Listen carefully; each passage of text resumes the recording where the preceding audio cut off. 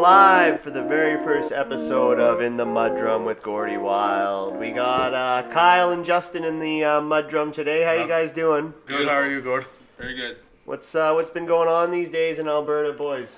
Living the Serb life. Serb life, eh? Fort McMurray's flooding at the moment, is it not? Yes, it is. Do we have any updates on the state of that place, or? No, not yet. A lot of people from Fort Mac are going down to Lac La Biche, staying in hotels there. Yeah. I guess the hotels probably in Fort Mac are probably blocked. Or not blocked, full. They, they evacuated the whole downtown, or?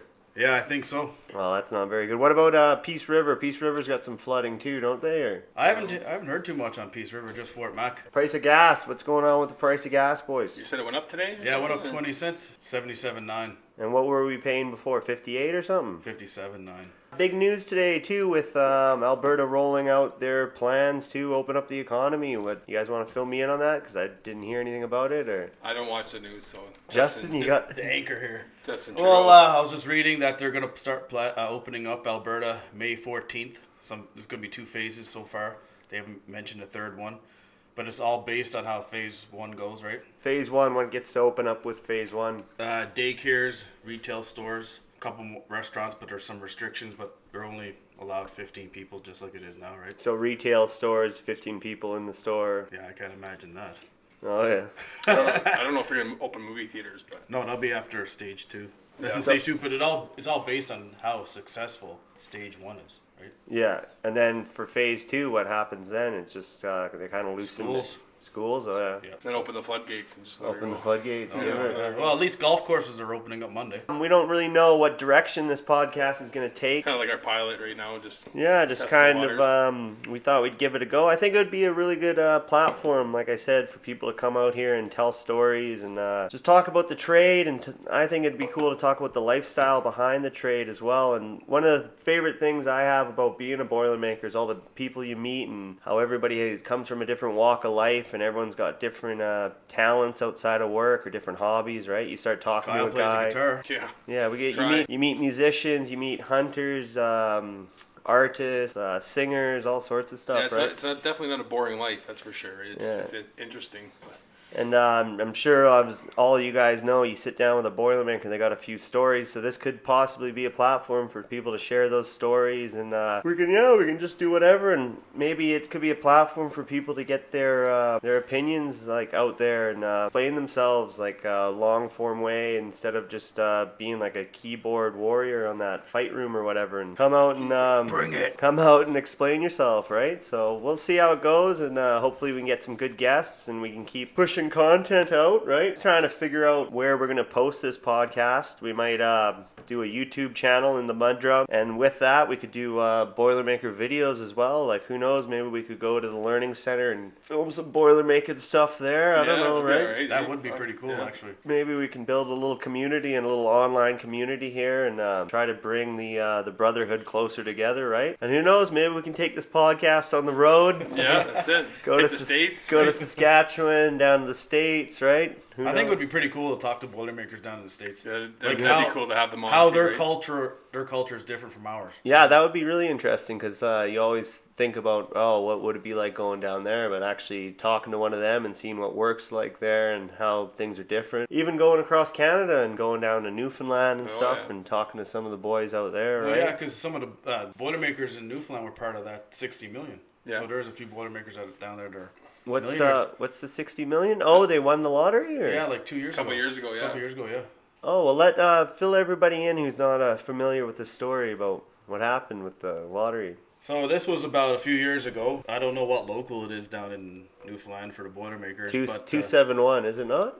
I think it's 271, yeah. These Boilermakers worked at Come By Chance, which is the only refinery on the island right now. I love that name. Closed right now due to the low Story oil of your sex prices. tape. Oh yeah, for sure. What, that refinery's closed, yeah? Yeah, due to low oil prices, and they just won the Lotto Max. So like maintenance guys. Maintenance guys, yeah. Oh yeah, and it was 30 million between how many of them? No, 60 million. 60 million. Oh. Between 20 people, 25 Oh, that's people. all right. There's a little bit of pocket change, eh? Some beer money. Well, you remember those newfies we had in Curl Lake there?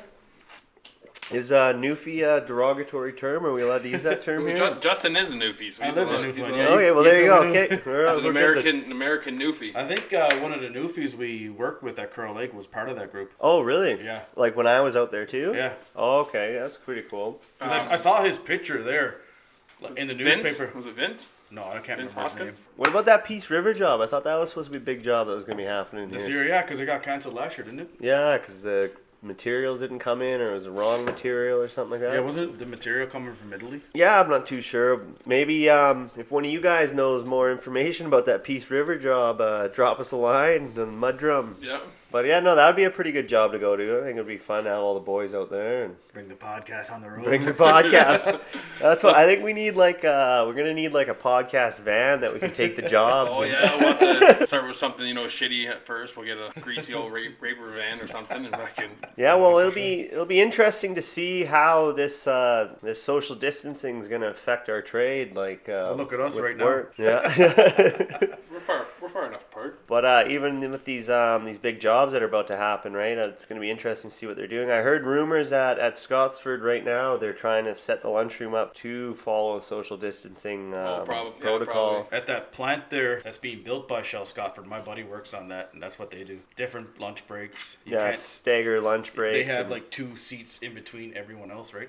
So you're social distancing when you're eating. But the thing is too is like when you're out there, you're gonna have to be close to guys. My job is. Oh yeah, you can't fit stuff at 6 feet apart. So imagine trying to do a big blind job with you and your partner. Like, Yeah. back up. Well, because I seen this company is rolling out this product, and basically you wear this little it's a little device like a garage door opener, and you wear it, and the other guy wears one too, and then if you come within 2 meters of each other, They go off? They go off, right? So I don't know. Imagine wearing one of those. It adds a whole nother level of hazards to our job, really, right? Well, if you got to be 6 feet apart, I hope the refiners don't expect to get much done. Yeah. Yeah, so it'll be interesting to see what goes on with that. And then what I've heard, latest thing I've heard is with these shutdowns, basically they're going to bring half the guys, extend the execution of the job pretty much. Be interested to see how that goes. So whoever gets out there, I guess they'll get a few more weeks out of it anyways. What are you reading, Justin? Oh, I'm just reading Share there. with the class. Share with the class. Yeah, share with the podcast here. It's about the deficit, about all the money the Liberals are spending right now, and I just read now that the federal deficit could top $252 billion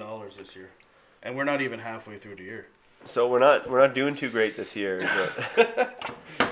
That's a lot of money to be in debt. The shares of the oil companies, they're starting to go up, are they not? Or Yeah, I got shares in it. I'm no millionaire yet.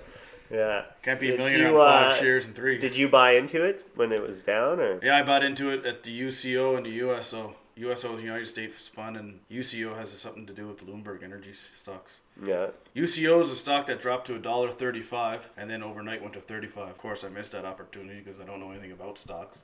So in Alberta, when you buy a stock, I don't know if someone can back me up on this or clarify it, that you can't buy stocks after 2 p.m. because of the time difference, because everything's based on Eastern time, right? Oh yeah, so 2 Yeah. 2 p.m. Mountain Time, which would be what, 5 p.m.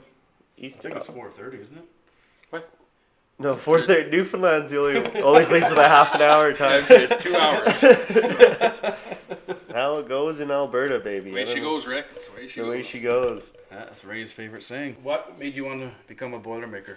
My buddy growing up, his name was Dune. His dad lived out here pretty much his whole life working in the Boilermakers, building tanks. He came out 2 years before I did. Yeah, I just heard about him making all this kind of money, right? Lots of money, good times. And Is that why you're sitting here right now? Yeah, so yeah, he was out there 2 years before I was. He was making all this money. I kept bugging him, hey, get me a job.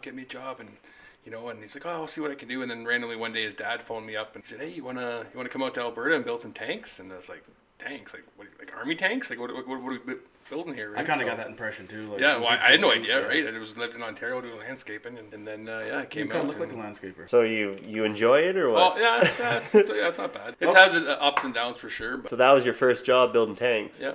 What year was that? 2007 started in Hardisty. With Yeah. TIW, we did 19 tanks for Enbridge. Yeah, that's the year I started too, back in 07. Yeah, I didn't know what a Boilermaker was. I was fresh out of high school there. I'd actually dropped out of high school. My uncle phoned me, and he was an iron worker. But Well, at least you had your grade 10, because now you could have started an apprenticeship, right? No, actually I didn't. I had to go write some exams and stuff. So Oh, hey, yeah. But anyway, so my uncle phoned me, and he knew I had dropped out. It was supposed to be my final year of high school, but I obviously dropped out. So he asked what I had planned to do in the fall, if I was going to go back to school. I said, I don't know. He said, well, you're coming to Fort McMurray, you're going to be a Boilermaker. I said, okay, I don't know what that is, but he said, make sure you can pass the drug test and I'll call you back in a couple of weeks. I'm like, okay. So I quit smoking weed and Googled what a Boilermaker was, and I seen some pictures, some fucking guy hanging upside down welding. I was like, what the fuck? I can't do this, right? I never even took shop class. Yeah, I didn't make it that far. I turned 18 August 1st, and then I was at Syncrude September 12th. So. Nice. So how long have you been a Boilermaker then? Well, I don't even know how old you are. 13 years, yeah. So I'm 30 now, so turning 31 in a few months, but yeah. And then, the rest was kind of history. I just kind of stuck with it, and it's enabled me to do quite a bit of stuff. The only real job I know of, right? So it's kind of normal to me about working away and stuff like that all the time, but I like the fact that you can work for a few months, make a bunch of money, then you can go travel, or you can try to pursue other things in life, right? Podcasting in the mudroom. What about you, Justin? How did you get into the Boilermakers and not become like a surgeon like your father? Well, look at me. Well, I got into Boilermaking. It wasn't one of my top priorities, but at the time, you know how you have a year after you fill out your application, you do the test. Yeah. And you have a year to do your physical, right? So I was coming down to that year, and I was like, oh, fuck, I want to try this out. I called the hall, talked to Sarah. She said, yeah, your application's still good. Went and did the physical. Pulled my first slip as a permit at Suncor or Edmonton there. And then, of course, I wanted to prove myself to get into the Boilermakers, because that's one thing I do find really interesting about the Boilermaker Hall is you got to prove yourself to get in, right? Yeah. Like other unions, is you show up with a shovel and a hard hat and ready to go, right? Mm. At least with the Boilermakers, you got to get reports. They got to go to the hall. Yeah, that's true. Yeah. Committee votes on it, right? I don't think other unions are like that. I'm pretty sure they're not. Yeah. Of course, the first job I had, I was with two old farts. I don't know, I can't remember their names now. Good guys, but this was their last job before retirement, so they're like, fuck it, we're not doing anything. So for the first 3 weeks, I had to sit in the fucking tent with them. They didn't want to do nothing. It's like, well, man, I want to be. That's your kind of pace, though, isn't it? You like that. It will be after this. Fucking. And that was Suncor Edmonton. Yeah. Which used to be Petrocan, right?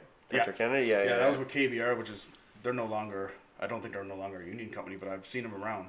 Yeah. I don't think they're union. Kellogg Brown. They were at Suncor too. No, yeah, Suncor doing up there. Getting ready for the cogens or whatever. Right? Oh, were they? I think, they were really? There, yeah. Did they kibosh that job now? I'm not sure. I haven't. Yeah. Well, if you guys got more information on that Suncor job, come to the mud drum and let us know. Hit the drum, boys. Hit the drum, boys. Come on, crawl in, boys. That notification drum. Yeah. Well, I mean, if you think about it, right now there hasn't been really much new construction for Boilermakers besides building tanks. Yeah. Which I find really weird is because that plastic plant or whatever the fuck it's called, the Inner Pipeline is doing, which is right next to Shell Scotford. We built every tower and fucking vessel there, but we're not even there. Yeah. Or for like maintenance or just new construction. Just because I mean, when you drive past it, I've drove past it twice. I mean, you can't really see how much you can't see much detail, but you can see the fucking tower because one of the towers we built from Sesco or Darko shop, whatever the fuck it is. Darko, shut up. I only got my grade 10. But I mean, that was the largest load. That was the largest, widest load in Canada's history, right? Whoa, did we lose our headphones there? Your load just took out the sound. And just driving past it, knowing that there's no Boilermakers there. Kind of upsetting, really, because, I mean, I would say if you walked in there, if you could, you would see what the fuck's a labor doing a blind. Yeah. When this is a tower, because we all know first blind off a tower is ours. Yeah. And we didn't install it. Mammut installed it, right? Yeah, I know it'd be nice to get some more new construction around the city here and get some guys working from home for a bit there, right? It'd be nice to get that NWR project going again, but, I mean, we all know that's a money-losing project right now. They're supposed to be doing a big shutdown there too, aren't they? Or are they doing it with the 7-on, 7-off schedule? Or? That's at that cow shit plant. What's that? Oh, Nutrien. Nutrien, yeah. Well, I think that's a wrap on the very first episode of In the Mudroom there, boys. Keep trying to come out with content here. We're going to keep pushing episodes, like I said. Anyone that wants to come down and sit down and tell some stories and have a conversation, you're more than welcome to come by. Drop Kyle or Justin a line or shoot him a text or something. Or that you're saying too, you might put this on your YouTube channel or something. Yeah, too, we and might. get I to think do we're it gonna that way. make a YouTube channel for this called In the Mud Drum. I think that's a good idea. Yeah, so you and guys that can be can- the base for people Yeah. to. Yeah, so you guys can drop us a message and leave us a comment or whatever, and that's a wrap, boys. So I know things are tough right now, but let's all get through it together, and we'll all be working here soon, pulling wrenches, working a shutdown, boys. So take care, guys, and enjoy the time with your family. And remember, for every mile of highway, there's 2 miles of ditch, boys. So drive home safe. Take care. Stay 6 Later, feet guys. apart. Bye bye. Yeah, keep your distance. Keep your Yeah. distance.